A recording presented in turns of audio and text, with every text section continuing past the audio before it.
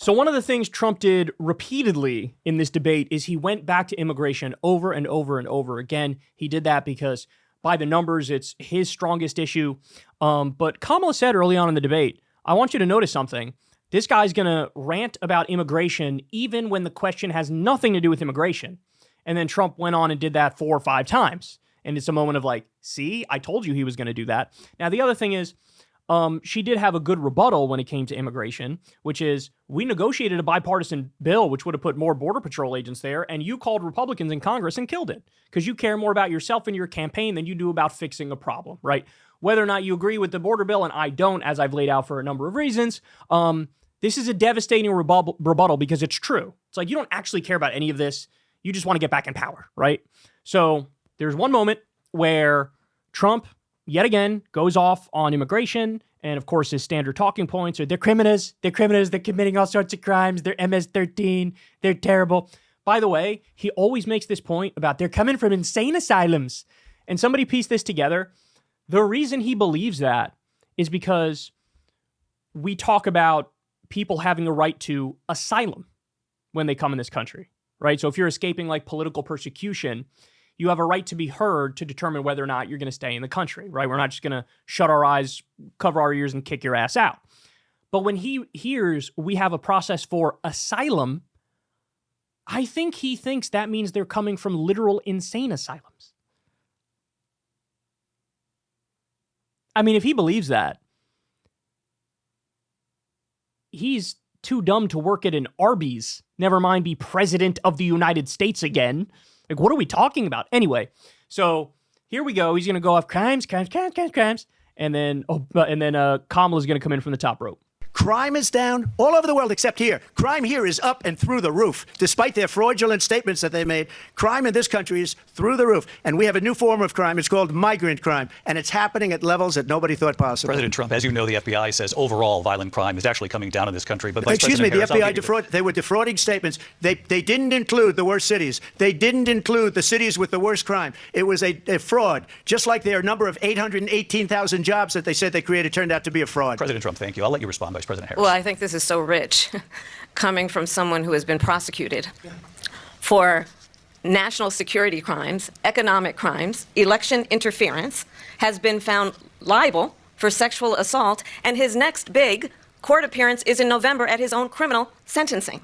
And let's be clear where each person stands on the issue of what is important about respect for the rule of law and respect for law enforcement. The former vice president called for defunding federal law enforcement, 45,000 agents. And I think I have one more for you here. She delivers a line I mentioned on this time on the show, and she delivers it from the top rope. They're fake cases. President Trump, thank you. A really quick response here, Vice President Harris, on this notion of weaponization of the Justice Department. Well, let's talk about extreme and understand the context in which this election in 2024 is taking place. The United States Supreme Court recently ruled that the former president would essentially be immune from any misconduct if he were to enter the White House again.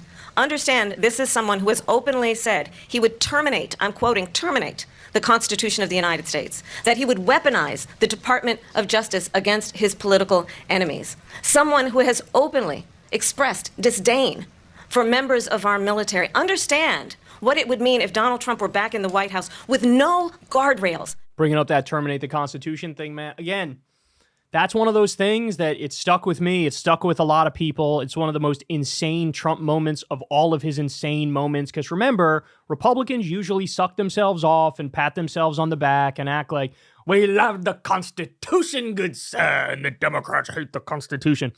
And he literally came out and said, we can terminate all rules, regulations, and articles in the Constitution because the last election was fraudulent to put me back in power. This is what he said. If you don't want to get hit for saying something like that, don't fucking say something so crazy. So yes, that's something that should hang over his head from now until the end of fucking time. And she brought it up right to his face. He's going off about the immigrants are criminals, they commit crimes, And she's like, crimes? Let's talk about crimes. Weren't you charged with 91 of them? Didn't you do tax fraud and insurance fraud and business fraud and Trump University, which was a fraud, which you had to pay millions of dollars out over? Didn't you do defamation as it pertains to a sexual assault against E. Jean Carroll that you were knocked for in civil court? Don't you have cases coming down right now where Jack Smith's going after you for trying to steal the last election. Isn't that what's happening? Please, spare me. Spare me your fucking bullshit. God damn. By the way, one of the things which I don't think she knows it or she would have brought it up is the article that just came out in Popular Info. Trump pardoned somebody who murdered a law enforcement official. He murdered a law enforcement official in 1990. Trump pardoned this guy. Then he got out and strangled his wife. Now you might, well, why? Why did he pardon him? He pardoned him because that guy had the same lawyer that Don Jr. had. So Don Jr. came to him and said, hey, do my lawyer a favor. And he was like, all right, fuck it. And then this is what happened. This is what happens when you have somebody who doesn't care about the facts, the specifics, the details, doesn't have a reasonable process. The other thing is, it's very possible he was also selling pardons and commutations. That's absolutely possible. But this guy, fucking spare me with law and order, law and order. You are the last person to say, we're running on law and order. You don't believe in law and order by any stretch of the imagination. You're a war criminal. You stack your administration with torturers and war criminals. You committed more crimes than we can count. So just give it a rest. Give it a rest. But I think she did a phenomenal job on this and really busted his ass up. Hey, y'all, do me a favor and like and subscribe. It helps out big time in the algorithm. Click the bell as well for notifications when videos drop. And watch that video on screen right now. You know you want to.